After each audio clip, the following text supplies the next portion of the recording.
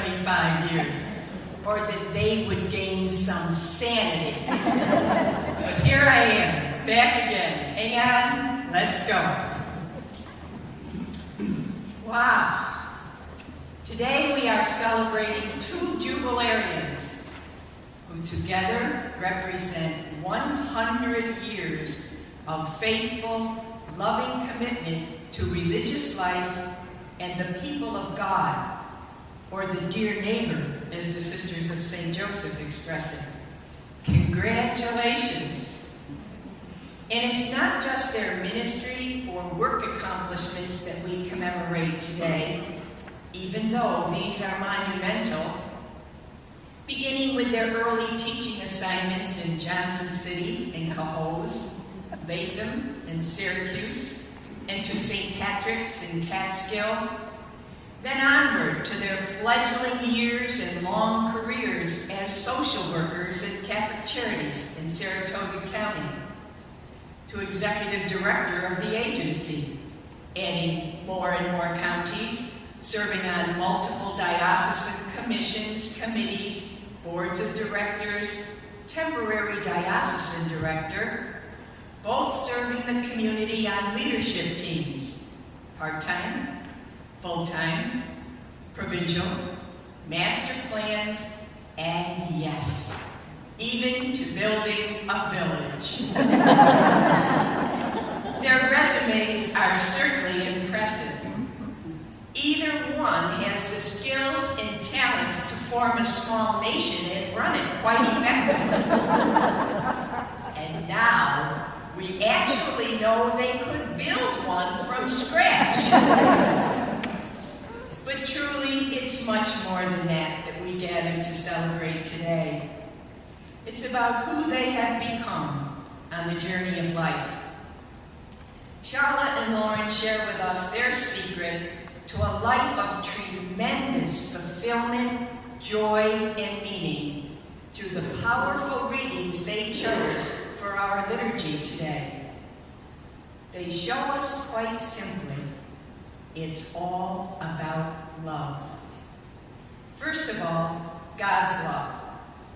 In Isaiah, we heard the first of 4 servant songs, in which the prophet Isaiah reveals the qualities of the ideal servant leader. And these same passages present the qualities of the God who calls these disciples to enflesh God's own love for humanity. How is this God described? Well, we need a God who is filled with incomprehensible love. A God who keeps repeating, I have called you by name. You are mine. Don't be afraid. You are precious in my eyes and glorious. Because I love you, I am with you. You are my darling. I never heard that before. And neither did Pat, whom I call my support homilist, or support reflectionist, I guess I should say. So I had to look it up and check it out. It truly is a term of endearment that God first used in the book of Deuteronomy when referring to God's chosen. My darling. What God speaks like this? With such personal intimacy. It's our God, our infinite creator, mother, father God. A God who speaks this way to each and every one of us. I have grasped you by the hand. I will never, ever forget you. See, on the palms of my hand, I have written your name. And then, in Psalm 139, we listen to the psalmist describe God with incredible affection and closeness, as a God who knows my inmost core. In other words, a God who knows me inside out.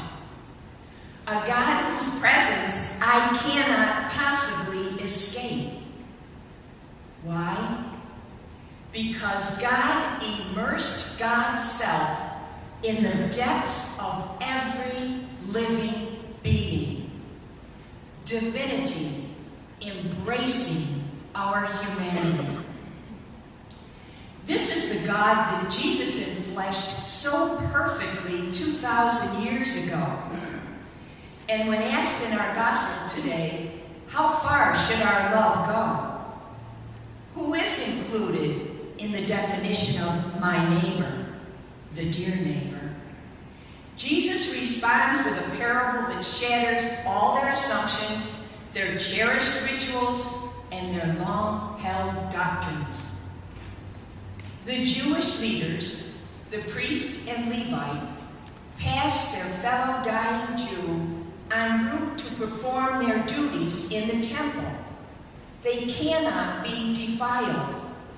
Touching blood and the dying would require purification rites that were very long, and it would prevent them from serving in the temple at the proper hour. So, the hero of the story is the hated Samaritan, whose ancestors, centuries before, broke the covenant and intermarried with their pagan conquerors, the Assyrians. He, the Samaritan, is the one who sees, who lifts up his enemy, washes him, carries him with unlimited kindness toward healing. He is the good neighbor, the servant leader, who sees with the eyes of God. Because there are no boundaries, no limits when one acts with the heart of our God. As Coleman Barks, a Rumi interpreter, expresses it, only in embracing all do we become the arms of God. Yes, it's all about love. And Lauren and Charla have been those all-embracing arms of a gentle God, being a light in the darkness in Saratoga County, in the Albany Diocese, and with the Sisters of St. Joseph. They are women who enflesh the heart of the God they have loved and served so faithfully for 50 years. They are women religious who see with the eyes of kindness and who respond with compassion and courage.